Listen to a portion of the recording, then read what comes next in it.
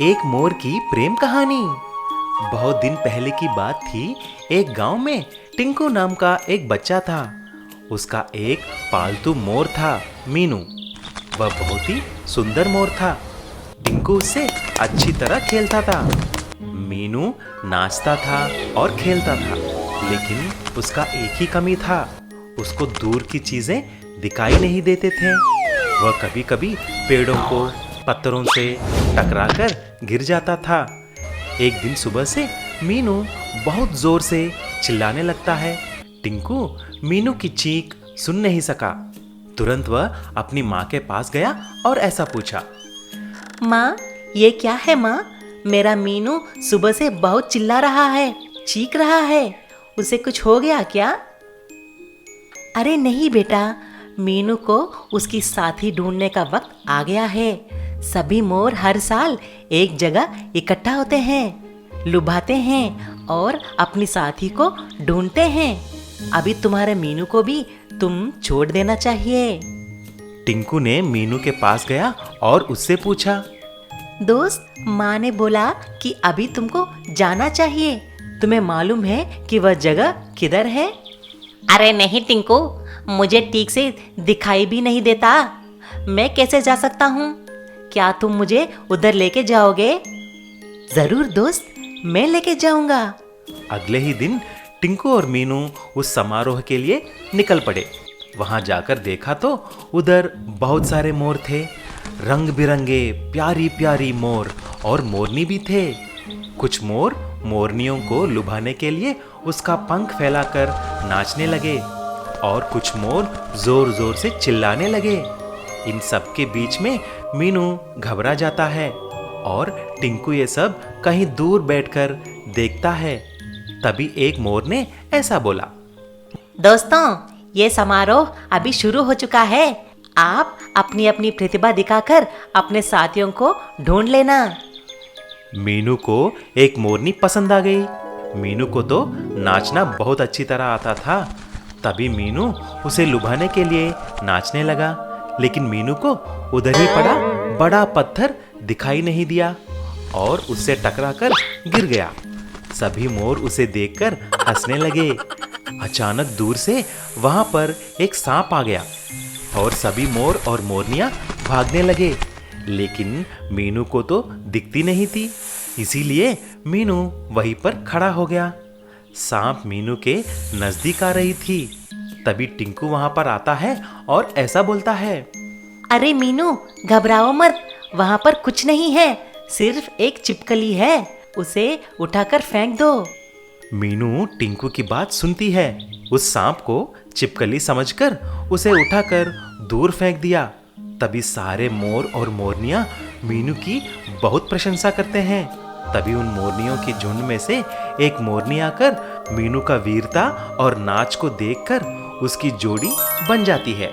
टिंकू ये सब देखकर, वाह मीनू वाह, तुमने तो कमाल कर दिया यार। अपने झुंड को सांप से बचाया और तुम्हारा साथी भी ढूंढ ली। उसके बाद टिंकू, मीनू और उसका साथी मोरनी भी टिंकू के घर आ गए और हंसी खुशी जीने लगे। अंधा गिद्ध। एक जंगल के बीचों बीच एक बड़ा सा पीपल का पेड़ था। उस पेड़ पर कई पक्षी जैसे तोता, मैना, कोयल, गोरैया आदि घोंसला बनाकर रहा करते थे। वो सभी पक्षी आपस में बहुत प्यार से रहते थे और हमेशा एक दूसरे की बहुत मदद करते थे। एक दिन जोर का तूफान आता है और एक गिद्ध उड़ता हुआ उसी पेड़ पर आकर बैठ जाता है। तूफान थम जाने के बाद सभी पक्षी उसे वहाँ से जाने के लिए कहते हैं। तोता कहता है, अरे ओ गिद्ध महाराज, तूफान थम गया है, अब आप यहाँ से चले जाएं। अरे भाई, मैं बूढ़ा, अब कहाँ जाऊँगा? कहीं भी जाइए, लेकिन हम आपके कारण सबको खतरे में नहीं डाल सकते। मैं किसी के लिए कैसे खतरा हो सकता हूँ? मुझे तो कुछ दिखाई भी नहीं देता। मुझे यहीं रहने दीजिए, जो आप लोग दोगे मैं खा लूँगा। सभी पक्षी आपस में विचार करके अंधे गिद्ध को अपने पेड़ पर रहने की इजाजत दे देते हैं। जब सभी पक्षी दाना लेने के लिए जाते हैं, अंधा गिद्ध सबके घरों की रखवाली किया करता है और बदले में पक्षी उसे खाना लाकर देते हैं। सब कुछ बहुत अच्छा चल रहा था। लेकिन अचानक एक दिन दूसरे जंगल में रहने वाली एक चालाक बिल्ली वहां आई और उसने छुप छुप कर गिद्ध और पक्षियों के तालमेल को बहुत गौर से देखा और मन में सोचा, अरे वाह, अगर मैं इस अंधे गिद्ध को काबू में कर लूं तो दावत उड़ा सकती हूँ। बिल्ली पेड़ पर चढ़ी और घोंसले के पास पहुंची। गिद्ध ने आवाज सुनी और कहा, कौन है वहाँ? रुक जाओ, वरना मैं अभी तुम्हें मार डालूंगा। बिल्ली ने नाटक किया और कहा, अरे अरे गिद्ध महाराज, मैं दूसरे जंगल में तपस्या कर रही थी। वहाँ से भगवान ने मुझे इस पेड़ पर आपकी मदद के लिए भेजा है, ताकि मैं आपके साथ मिलकर पक्षियों की रक्षा कर सकूं और अपने पापों को धो सकूं। गिद्ध चालाक बिल्ली की बातों में आ गया और उसने उसे पेड़ पर रहने के लिए कोटर में जगह दे दी। लेकिन अगले ही दिन बिल्ली ने पक्षियों के घोंसले पर हमला कर दिया। उसने उनके अंडे और बच्चों को चुराकर खा लिया और उनकी हड्डियां उठाकर गिद्ध के कोटर में डाल दी। पेट भर खाने के बाद उसने गिद्ध से कहा, हे महाराज, मुझे आज्ञा दीजिए, मैं जरा गंगा स्नान कर आती हूँ। ठीक है बिल्ली, तुम जाओ। गिद्ध ने बिल्ली की करतूत को नहीं समझा और वो इस बात से अनजान था। शाम को जब पक्षी वापस पेड़ पर आए तो अपने घोंसलों में बच्चों और अंडों को ना देखकर परेशान हो गए। हाय मेरे बच्चे, हाय मेरे अंडे। यह जरूर इस गिद्ध का काम होगा। सभी गिद्ध के पास गए और वहाँ पर पड़ी हुई हड्डियों को देखा। तोते ने कहा, दोस्तों ये देखो, ये गिद्ध की करतूत है, मारो इसे, मारो। और सभी पक्षियों ने उस गिद्ध को मार मार कर पीपल के पेड़ के नीचे फेंक दिया और दूर खड़ी बिल्ली यह सब देखकर मुस्कुराती रही। अरे वाह, यह गिद्ध भी मरने ही वाला है, मेरा एक और दावत का इंतजाम हो गया। कछुआ और मोती। एक समय की बात है, एक मोर बारिश में नाच रहा था। एक कछुआ पास ही से गुजर रहा था। मोर को नाचता देख वो बहुत खुश हुआ। मोर के सुंदर पंखों को देख उसको बहुत अच्छा लगा। खरगोश ने कहा, वाह, कितना सुंदर है ये मोर, इसके सुंदर पंख कितने रंगीन हैं।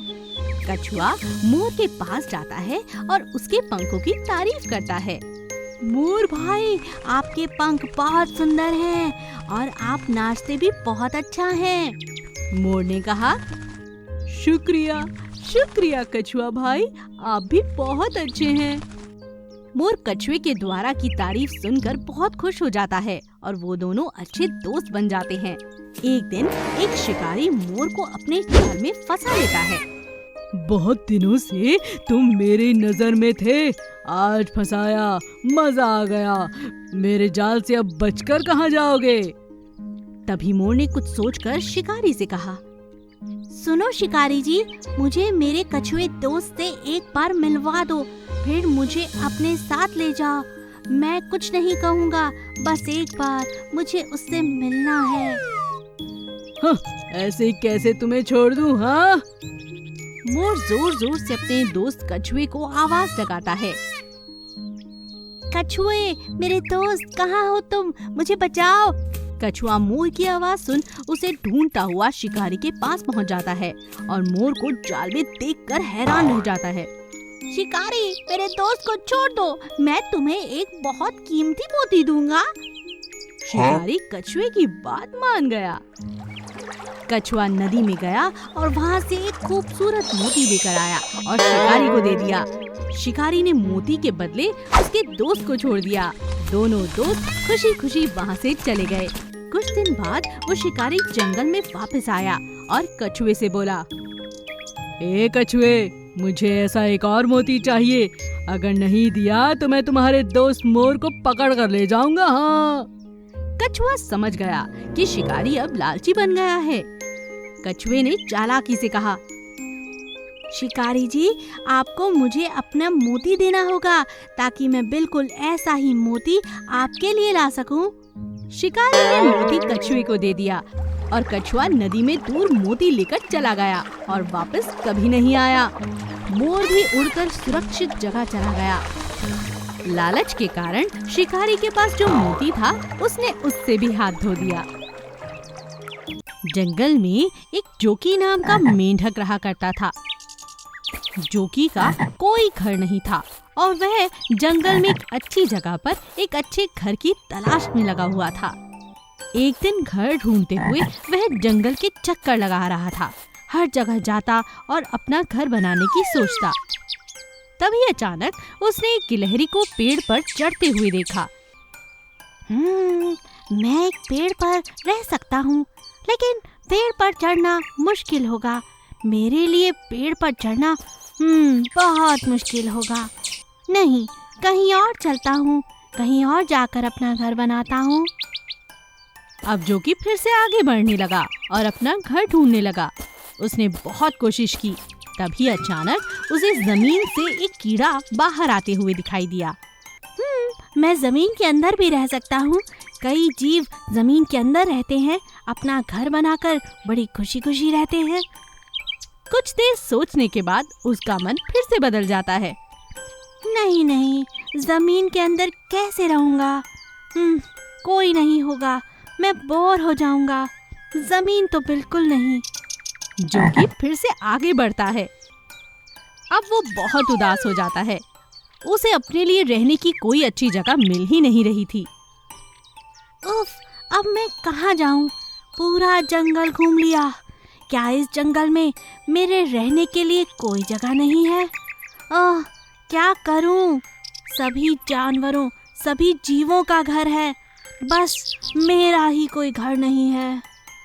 जोकी रोता है और रोते रोते पानी पीने नदी की तरफ चला जाता है। नदी में उसे एक कमल का पत्ता दिखा। वहाँ पानी था, खाने के लिए उसकी बहुत सारी चीजें थी। अरे वाह, ये जगह भी तो बहुत अच्छी है। क्यों ना मैं यहीं रहने लगूं? मिल गया मुझे रहने के लिए घर। अब जोकी बहुत खुश था। वो जगह उसे बहुत भा गई थी। उसने जी भरकर पानी पिया।